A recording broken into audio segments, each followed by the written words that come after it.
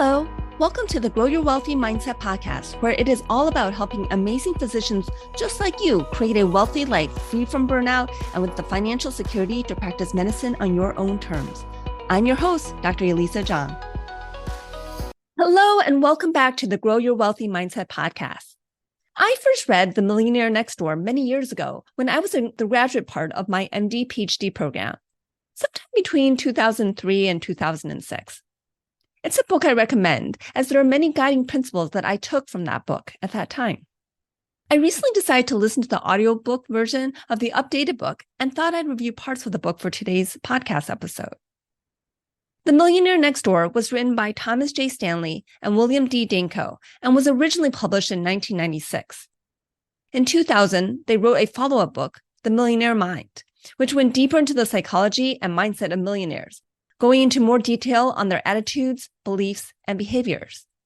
An updated version of their original book, titled The Millionaire Next Door, The Surprising Secrets of America's Wealthy, was published in 2010. In the book, the authors compare and contrast PAWs and UAWs. PAWs are prodigious accumulators of wealth and encompass individuals that have accumulated significant wealth over time, generally much more than would be expected for their level of income. On the other side are UAWs, which stands for under-accumulators of wealth. UAWs are those who have not accumulated as much wealth relative to their income. And unfortunately, according to the book, physicians tend to be UAWs. Want to know where you stand? In the book, the authors present a formula to determine how much wealth, which they define as net worth, you have accumulated. The formula is your total income multiplied by your age and divided by 10. For example, let's take an individual who is 40 years of age and has $300,000 a year in income. You would multiply the income of $300,000 times their age of 40, which gives you 12 million. Then divide that by 10 to come up with 1.2 million as their expected net worth at the time. Those in the top quartile of wealth accumulation are labeled as a PAW, and those in the bottom quartile of wealth accumulation are labeled as a UAW. To be well positioned in the PAW category, you can use the formula and instead of dividing by 10, divide by 5, or basically have double the wealth of what is the expected average accumulation of wealth. If you're doing this calculation in your head right now, you're probably wondering who could possibly fall in that PAW category. I feel like I personally have done quite well, having started my financial education relatively early, and I don't qualify as a PAW. Many PAW millionaires never make high salaries. One example they gave in the book is someone that they refer to as Mr. and Mrs. Rule, who own a small business. Over the last 5 years, their annual income averaged around $90,000, and yet they had a net worth of over $2 million. They live in a $140,000 house, and Mrs. Rule drives in what they described as a, quote, 4-year-old Detroit metal sedan, end quote. This couple has a goal of a net worth of $5 million by the time they retire at age 65. So if a couple making $90,000 a year can retire at age 65 with a net worth of $5 million, that does show that building wealth is achievable for many individuals, regardless of income level. And I do believe that is the central message of the book. The book does acknowledge that physicians, as well as other professionals, have the disadvantage of a long education period, which shortens their investment timeline. The authors acknowledge that they, themselves, were not millionaires at the time of writing their first book. Dr. Stanley has a PhD in business administration from the University of Georgia, and Dr. Danko was a professor of marketing at the School of Business at the State University of New York at Albany, also known as SUNY Albany, when he collaborated with Dr. Stanley on the research and writing of The Millionaire Next Door. So if your net worth is currently falling short, how can you improve your financial situation? The authors talk about playing good offense, which is earning a large income, and good defense, which is what you do with that income. Millionaires play quality offense and quality defense. but it's the defense that's the foundation of wealth accumulation. How do you know if you're playing good defense? They presented 4 questions about planning and budgeting. If you answer yes to all of these 4 questions, then likely you're playing good defense. So what are those questions? Let's go through them. Question number 1, does your household operate on an annual budget? The authors found that the majority of millionaires have a budget. Of those who didn't have a budget, some inherited all or most of their wealth. Another minority, accounting for less than 20% of millionaires, earn such high incomes that to some extent they can, quote, eat their income and still have a 7-figure net worth, end quote. Question number 2, do you know how much your family spends on each year for food, clothing, and shelter? 62.4% of millionaires answered yes to this question, compared to 35% of high-income producing non-millionaires. Question number 3, do you have a clearly defined set of daily, weekly, monthly, annual, and lifetime goals? For every 100 millionaires that answers no to this question, there are 180 who answer yes. When looking at the people who answered no, this included retired millionaires who had already reached most of their goals. Many of the other no's were high-income individuals with relatively low levels of accumulated wealth and those who inherited their wealth. Question number 4, do you spend a lot of time planning your financial future? For every 100 millionaires that answered no to this question, there were 192 who answered yes. At some point, the book talks about how much time millionaires spend on their finances. The exact amount of time varies from one individual to another, but at least one key study that they detailed was a person who spent less than 10 hours a month. So what are characteristics of PAWs? PAWs tend to be frugal and live well below their means. They prioritize saving and investing over extravagant spending.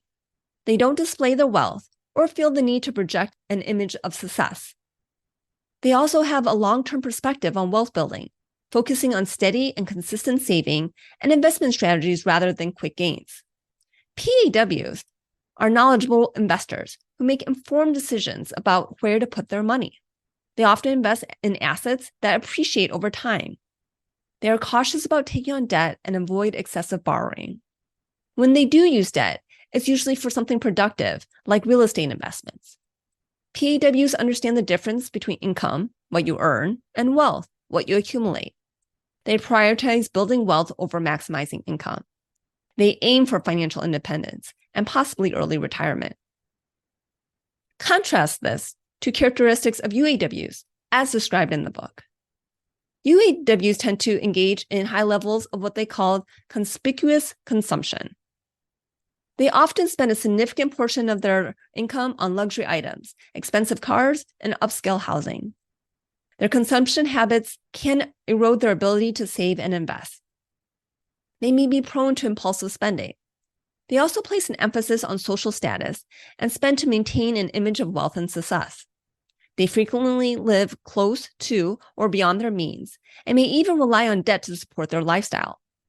Credit card debt and loans for non-essential purposes are common among UAWs. UAWs often lack a well-defined budget and financial plan. They do not have a clear understanding of where their money is going and may not prioritize savings and investments. UAWs often focus on maximizing their income rather than accumulating wealth. They may prioritize earning a high salary without paying attention to saving and investing. UAWs often have limited knowledge about investing and wealth-building strategies. They may avoid the stock market or other investment opportunities due to a lack of understanding. They may not prioritize retirement planning and may not contribute enough to retirement accounts to secure a comfortable retirement. A lot of the UAWs that they detailed in the book didn't really fit the description of the physicians I know. I will say that physicians, despite having high incomes, can fall into the low quartile of wealth accumulation due to a combination of factors specific to our profession, as well as our personal financial choices. I mentioned one large factor already, the length of our education training. Not only do we typically spend 4 years in college, 4 years in medical school, and a minimum of 3 years in residency training, But many of us also take out loans to pay for all that education. 73% of medical school graduates have educational debt, of which the current average medical school debt is $202,453. And that excludes pre-medical undergraduate debt or any other kind of debt. The average medical school graduate owes $250,995 in total student loan debt. The delay in earning income means that few physicians invest early in life, which prevents us from benefiting from time and compound interest. We also spend so much time delaying gratification that once we do earn a good income, we are susceptible to lifestyle inflation. There's also a society perception of the rich doctor who should drive a nice car and live in a nice house. And of course, many of us would like to drive a nice car and live in a nice house. Due to the demanding nature of our work, we often continue to work long hours, even after completing training. This can leave us with little time or energy for financial planning or learning about different investment strategies. It can also lead to us spending more on getting household help in the form of a cleaner for the house or having a nanny and paying for lawn care and landscaping instead of doing it ourselves. I'm not suggesting that we should be doing all these things ourselves. I do think that we as physicians should be working at our highest capacity and paying to buy back our time. But that paying to buy back our time does potentially lead to more spending for our household. And despite all of our medical education, we never receive a financial education. We don't even really talk about the business of medicine during our medical training. We have to seek out our financial education on our own, so there are many physicians who lack the knowledge necessary to make informed wealth-building decisions. Some physicians end up relying on financial advisors to manage their finances, which can sometimes result in investments that really aren't aligned to their best interests, aka universal life insurance, as well as paying fees that overall do impact the return on investment. There's also the more recent change that physicians are more and more often becoming employees of hospitals and healthcare systems instead of owning their own practice or being a partner in their own practice. Employed physicians end up with substantial tax burdens and few ways to decrease tax obligations. When you're a W-2 employee, there's not that much you can do to actually decrease how much taxes you owe. There are many physicians who are at the top tax bracket of 37% for federal taxes. And then you add on state taxes and possibly city taxes. There's also Social Security tax and Medicare tax. Efficient tax planning is really crucial to wealth accumulation. And there's just a lot less that you can do when all your income is W-2 income. The tax code really favors business owners. And so even if you're a self-employed physician with your own clinic, there are just more ways you can use to decrease your tax burden. That being said, there are many physicians who do successfully accumulate wealth. It all starts with learning about money, which you are doing right now by listening to this podcast. However, learning's not enough. A lot of times we physicians, we spend a lot of time learning, reading, trying to figure things out, but you actually have to take action in order to get new results. So start by taking little steps, baby steps. Start by writing down your financial goals. That is a form of action. Then start working on a plan to achieve those goals. Start tracking your spending. Figure out what you can do on a regular basis in order to save more so that you can invest more. Another finding in the Millionaire Next Door is that, quote, financial independent people are happier than those in the same income/age cohort who are not financially secure, end quote. So that was directly written in the book. It was with reading The Millionaire Next Door, as well as other books, that encouraged me to make a plan to reach financial freedom within 15 years of completing medical training.